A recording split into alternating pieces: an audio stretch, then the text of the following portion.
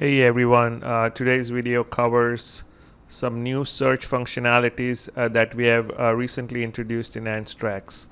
If you recall, the earlier version had a search form field and an advanced search button on the right hand corner. Both these elements have now been replaced with a single search button, as you can see here.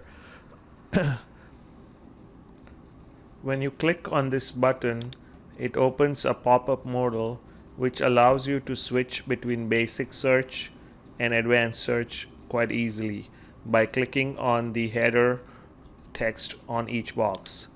So for example, right now I'm in the basic search, and if I want to go to advanced search, all I need to do is click on this one, and then going back to basic search is also relatively easy. So you can switch between these two modes quite easily. But do remember that you can only use one of the two modes at any given time. You cannot use both. Having said that, I am not going to cover the advanced search aspect in this tutorial video. This has been covered in a separate video. If you are interested, you can always take a look at it. So today's video focuses on the basic search functionality, which has some significant improvement from the previous version. As you can see, the basic search now allows you to search our database in 5 different ways, as indicated by the 5 different radio buttons at the bottom. Let's go ahead and try each one. The first one is creative text, which is pretty simple. It allows you to search creative text using any keywords. So let's go ahead and type some text. I'm going to use the keyword diet and going to do a quick search. So as you can see here, I see the ads with the keyword diet as indicated on each of these creatives. You can further apply various different filters on these search results and try to find the creatives or the campaigns of your interest. The second one is called translated text. This one allows you to search foreign language text using English search phrases. Let me show you an example of this. We will be using the same keyword, and let's do the search again. As you can see now, the search results are now not in English anymore. They are in different languages. And you can filter these results further to a specific language by using our language filter. For example, if I want to see only the Japanese results pertaining to the keyword diet, all I need to do is select the Japanese language filter, and now what it will do is it will show me diet campaigns running in Japanese. So this makes searching of non-English language creatives and campaigns quite trivial and simple. Now let's look at the next option, which is the landing page domain. Let's go ahead and select this one. This one will allow you to find specific landing page domains, as the name suggests here.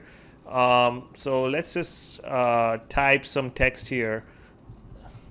I'm going to type crypto here. As you can see, the search results are showing me several different domains with the word crypto in it. So I can select any one of those, and now what I'll see is the ads that are directing to this particular landing page, crypto-2018.com. Now let's look at the next one. The next one is the publisher domain. Let's say if I want to find out all the ads that are running on CNN.com, for example. So I'm going to go ahead and start typing the domain name, and as you can see, you will be prompted with the exact match, which I'll select here. And now I see the ads that are running on CNN.com. Now if I want to see which ads are trending at the moment, I can apply additional filters. Here I'm going to apply the the add gravity sorting method so that I can see the trending ads on the top of the page. So I'm going to use the add gravity descending sorting filter, and now I see all the ads that are currently trending on CNN.com. So this makes it pretty easy for our users to find out what kind of ad campaigns work on a given publisher domain. Now let's look at the final option that is available in the basic search mode, which is the publisher widget ID. As you might know, some ad networks do not provide users visibility into the actual publisher domain names. All you see on your dashboards are the widget IDs, which are normally numerical in nature, and you don't know what that particular widget ID corresponds to in terms of the domain name.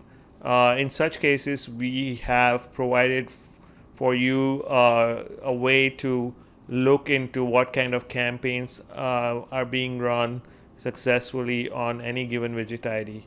So what I'm going to do here to demonstrate this functionality is I will copy one of the known widget IDs here, and this one is from MGID network, and I'm going to go ahead and search for all the ads that are running on this particular publisher. So as you can see, all the search results point to the MGID ad network because the publisher widget ID that we use was a publisher on this particular ad network. And again, once you get the results, you can filter these further using various different filters that we have available on the top, and you can sort the results as well and to find the campaigns that you are currently looking for. So I hope this video gives you a head start on how to use these new search features and get you up to speed. I'll see you in another tutorial video very soon. Until then, cheers.